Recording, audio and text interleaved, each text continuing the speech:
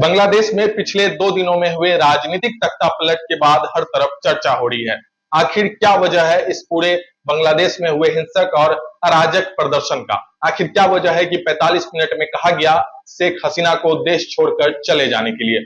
आखिर क्या वजह है कि 300 से ज्यादा मौतें अभी तक बांग्लादेश में हो चुकी है? आखिर क्या वजह है कि 11,000 से ज्यादा लोग अभी गिरफ्तार हो चुके हैं? इस वीडियो में सारी चीजों पे विस्तार से चर्चा करेंगे। नमस्कार, मेरा नाम है शुभम और आप देखना शुरू कर चुके हैं बिहार मिरर। देखिए, बांग्लादेश में हुए तख्तापलट के पीछे की कहानी क्या है, इनसाइड स्टोरी क्या है, उसको समझेंगे कि आखिर विरोध प्रदर्शन छात्रों का उग्र क्यों हो गया। इतना उग्र हो गया कि पीएम पद से शेख हसीना को इस्तीफा देना पड़ा और महज 45 मिनट का वक्त दिया गया कि देश छोड़कर चले जाना है और शेख हसीना बांग्लादेश छोड़कर वो भारत आ गई। देखिए, निश्चित रूप से भारत का पड़ोसी देश है बांग्लादेश, ऐसे में वहां का जो प्रभाव है वो निश्चित रूप से भारत पे भी पड़ेगा। यही वजह कि भारत में भी पुलिस को अलर्ट मोड पे रखा गया है।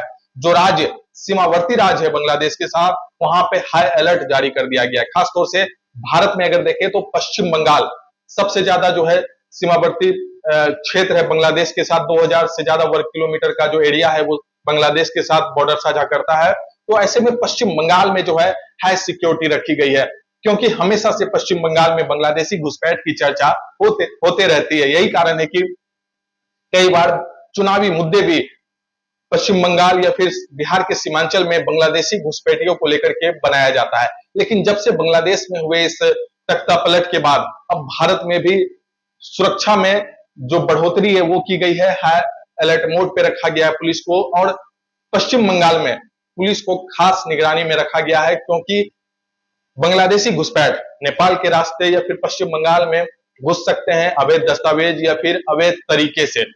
क्योंकि बांग्लादेश में जिस तरह से हिंसक और अराजक रूप प्रदर्शनकारियों ने ले लिया, उसके बाद वहां पे कई मौतें हुई हैं। लेकिन इन सब के पीछे मुख्य वजह क्या है? आखिर क्या वजह रही कि छात्रों का प्रदर्शन इतना उग्र हो गया?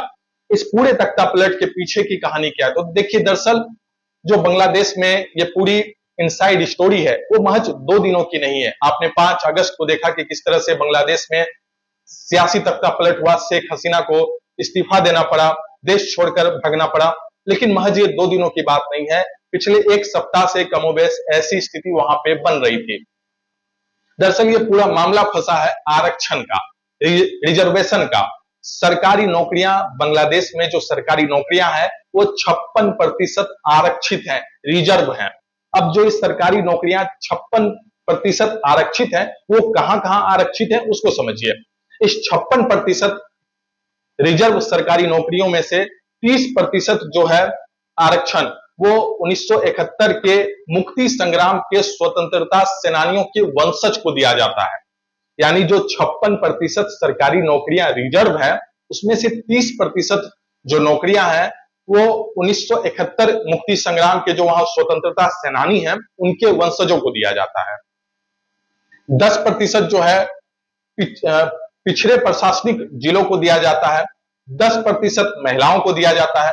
कुल मिलाकर के अभी तक देखें तो 50% आरक्षण यहाँ पे खत्म होता दिख रहा है। अब बचा 6% आरक्षण। तो इस 6% आरक्षण में से 5% आरक्षण अल्पसंख्यक समाज को दिया जाता है और 1% आरक्षण जो बचा सरकारी नौकरियों का वो दिव्यांग को दिया जाता है। तो कुल मिलाकर के देखें तो ये 56% आरक्षण में सबसे बड़ा वर्ग, जो सबसे ज्यादा रिजर्वेशन है, वो स्वतंत्रता सेनानियों के वंशज को है। 30% आरक्षण जो सरकारी नौकरियां रिजर्व है उसमें से 30% जो है उनके खाते में दिया जाता है।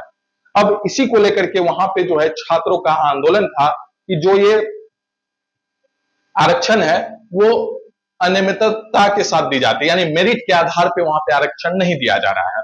लेकिन आरक्षण को लेकर विवाद क्या है उसको समझिए।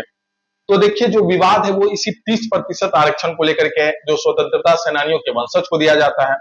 अब यहाँ पे छात्रों का कहना है कि सरकार उन लोगों को आरक्षण देने के पक्ष में है जो शेख हसीना का समर्थन करते हैं या उनकी पार्टी का समर्थन करते हैं, उनके पार्टी के साथ रहने वाले लोग हैं, उनको देने के पक्ष में ये सरकार है आरक्षण। यानी कि मेरिट के आधार पर आरक्षण नहीं दिया जा रहा है।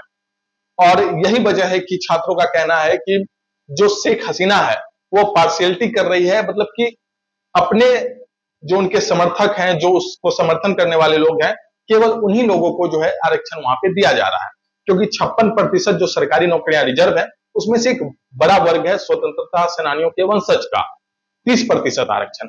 वहीं पे छात्रों का कहना है कि वहां पे ही जो है पक्षपात किया जा रहा है, मेरिट के आधार पर आरक्षण नहीं दिया जा रहा है, जिसको लेकर के ही छात्रों का आंदोलन था और लगभग एक सप्ताह से यह मांग उठ रही थी। उसके बाद 5 अगस्त को छात्रों, हजारों की संख्या में छात्र पत्थर, ईंटें, लाठी डंडे से लैस होकर के वो ढाका की तरफ बढ़े और शेख हसीना के आवास की तरफ बैरिकेडिंग को तोड़ते हुए वो आगे बढ़ गए। और जो वहां पे सुरक्षा में लगे हुए लोग थे, वो छात्रों को नहीं रोक पाए या फिर रोकना नहीं चाहते थे, जो भी वजह रही हो। लेकिन उसके बाद वहां पे जो विरोध प्रदर्शन है छात्रों का या फिर कहें तो प्रदर्शनकारियों का, उसने हिंसक रूप ले लिया, अराजक रूप ले लिया और इसके बाद वहां पे शेख हसीना को पीएम पद से इस्तीफा देना पड़ा, देश छोड़कर भागना पड़ा। और उसके बाद वहां पे जो है लगभग अभी तक 11,000 लोग गिरफ्तार किए जा चुके हैं, 300 से ज्यादा मौत हो चुकी है।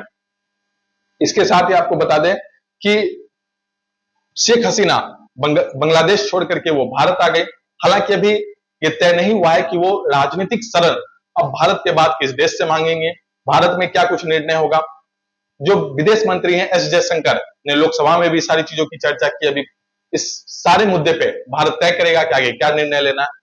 लेकिन निश्चित रूप से बांग्लादेश में हुए इस राजनीतिक तख्तापलट के बाद भारत में भी कहीं ना कहीं जो है जो सुरक्षा एजेंसी है वो अलर्ट मोड पे, क्योंकि बांग्लादेश में कई सारे ऐसे आतंकी संगठन थे जिनके आतंकी जो है वो जेल में बंद थे, लेकिन अभी वो जेल से बाहर निकल गए हैं, फरार हो गए हैं। तो ऐसे में डर है कि वो भारत में एंट्री ले सकते हैं। यही वजह है कि सुरक्षा एजेंसियों ने सारे पुलिस बल को अलर्ट रहने के लिए कहा है। खासतौर से देखिए 4096 किलोमीटर का जो है वो एक अंतर्राष्ट्रीय सीमा जो है भारत और बांग्लादेश का है, एक बड़ा अंतर्राष्ट्रीय सीमा लगता है। ऐसे में जो घुसपैठ है वो कहीं बढ़ नहीं जाए, कहीं ना कहीं जो है बांग्लादेशी घुसपैठियों का डर है, उसको लेकर के जो है भारत में भी सुरक्षा के इंतजाम को बढ़ा दिया गया है।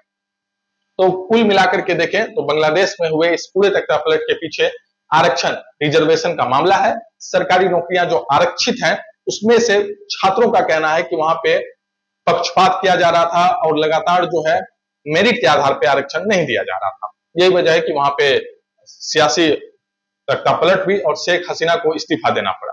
इस पूरे मामले पे आपकी क्या राय है वीडियो के कमेंट सेक्शन में लिखें। अगर आप इस पूरी खबर को हमारे यूट्यूब चैनल पे देख रहे हैं तो चैनल को सब्सक्राइब कर लें। अगर आप फेसबुक पेज पे देख रहे हैं तो हमारे पेज को फॉलो कर लें। वीडियो देखने के लिए धन्यवाद।